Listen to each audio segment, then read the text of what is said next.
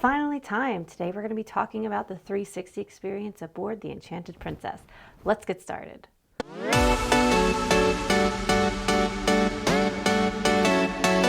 Hi, AJ here from Byte Size Cruises. As a lot of you know, I have recently had the opportunity to go aboard the Enchanted Princess and experience the 360 experience.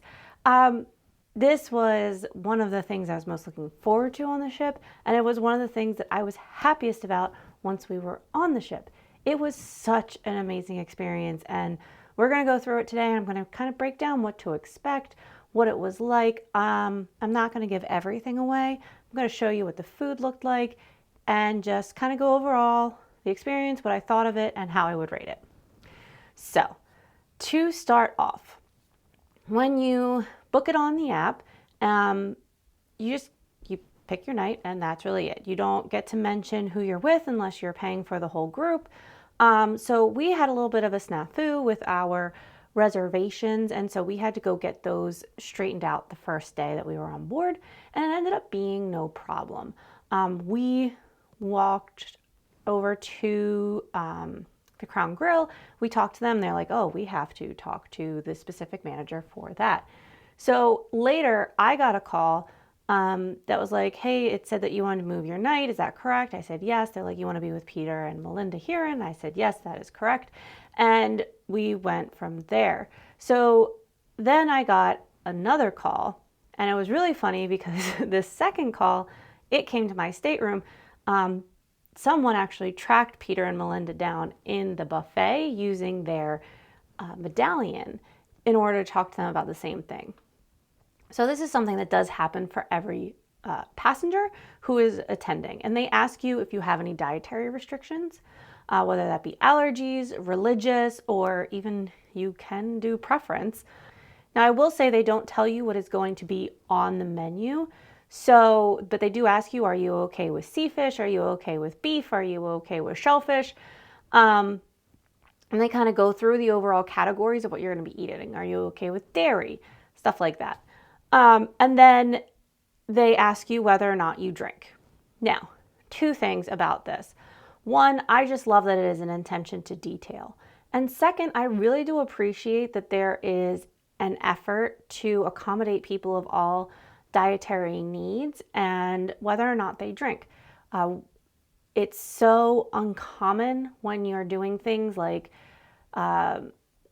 Chef's Table or Taste of Wonderland or any of those things for anyone to reach out to you and ask you. It is on you normally to tell them.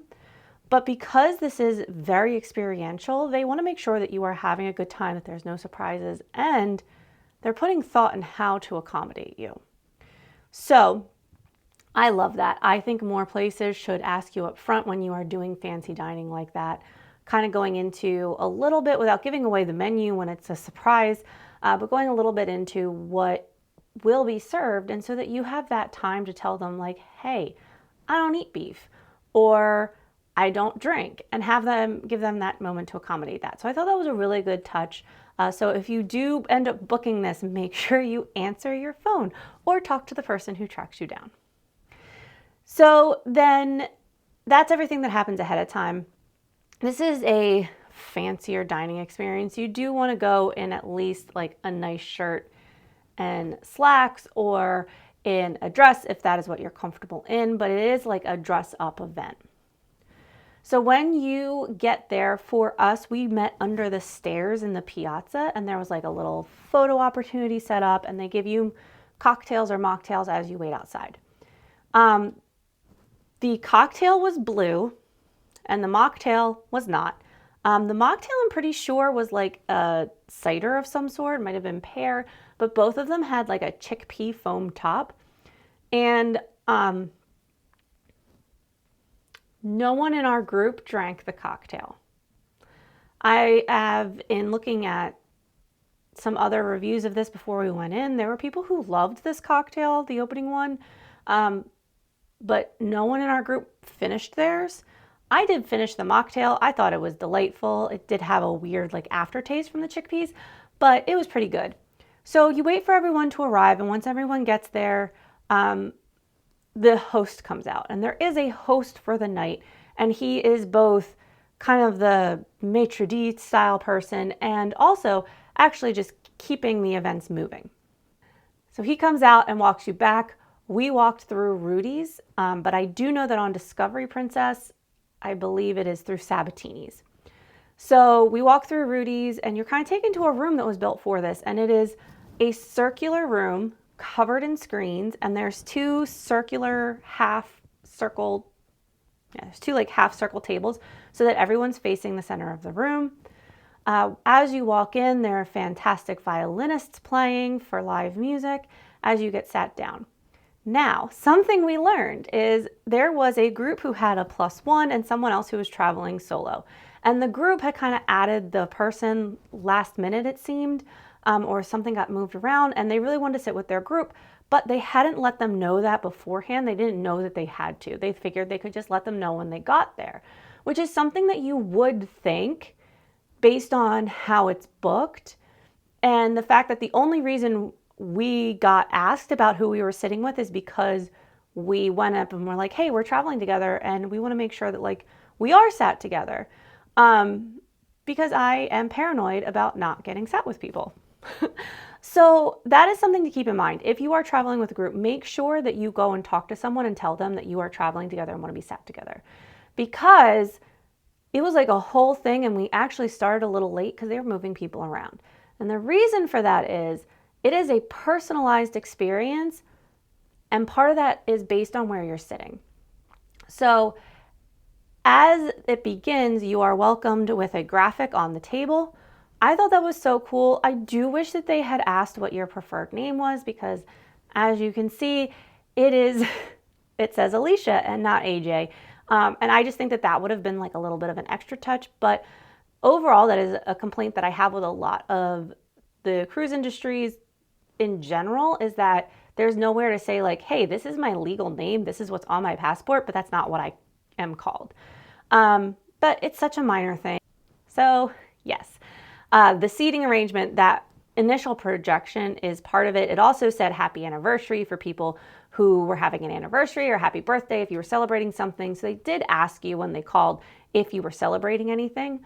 But the other part of it is that if you do have dietary restrictions, if you are not drinking, they want to know where to bring the altered items to because the service is choreographed. So as everyone sits down and gets, they see their little welcome thing, the host comes back and he gets started. And he actually reaches into the wall and pulls out a book. And that's where like the augmented reality of the event starts. So it really is a fully immersive experience. And he does his little introduction and then Brooke Shields, which we were all surprised by, and it was very random. Brooke Shields shows up on the screen. And essentially, you're going through her diary about a trip to the Mediterranean. And as you move through the different areas, you're learning about how the food is grown. Food is traditionally prepared. You learn about how when you get to the underwater wine, why they age wine underwater and how the sea actually takes care of the normal turning of the bottles. And as they're doing it, not only is their information playing on the screens, not only is your table changing, but they're actually piping in smells. So you smell ocean air. And in a lot of the places, it's really subtle. The two places it sticks out the most is one of the first dishes is a lemon pasta. I actually give you the recipe for that one. And that lemon pasta, that region is known for citrus, and so they put citrus in the air.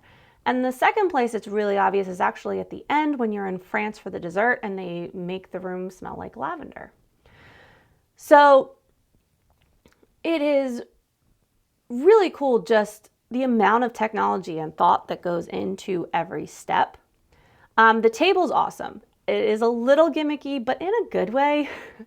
So, as you're moving through, you do things like you run your hand around the dish and all the lemons move, or there's the truffle area where you like dig on the table and truffles appear and you have to collect the truffles. Like there's little games that you play to keep the story moving that I'm sure if no one played, it would still work, but it was just really cute and fun. And I took so much video of the tables because it was just really awesome to see, because not only was stuff like projected down, but there was the interactive and it tied in to what was going on the screen. So it was never boring. You never had a chance where you were like, oh, let me stop and talk to the person next to me. It kept you engaged the whole time, even while you're eating. And I learned so much. One of the things that makes me love Princess so much is their emphasis on learning about the places that you're visiting and on bringing education on board in a not boring way. And that really stands out with the 360 experience. Now, the part of the 360 experience that I'm sure you're all wondering about, and that is, was the food good? It was amazing. So if you've been watching the channel for a while, or even if you've watched my vlogs on this trip, you probably know that I am a picky eater. I have a lot of food allergies and I have a lot of sensory sensitivities when it comes to food.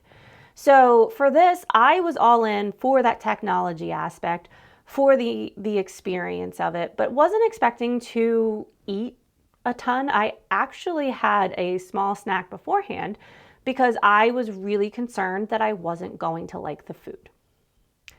I was wrong. Even the dishes that I was wary about were so well done. So I ate olives. I never eat olives. Didn't particularly enjoy the olives. It's not like they were special olives, but they were served with olive oil and tzatziki and little tiny pitas. And when you eat them all together, they were good. Like I was able to eat them. The other dish that I was really concerned about was the grilled octopus. I will eat calamari fried sometimes. It's one of those things where I'll take a bite and see if it's cooked correctly because the texture always throws me off. And I was expecting it to be rubbery and kind of bleh, but it was fantastic. Fresh octopus is not rubbery. I loved that dish. I never thought I would love an octopus dish, but it was so good.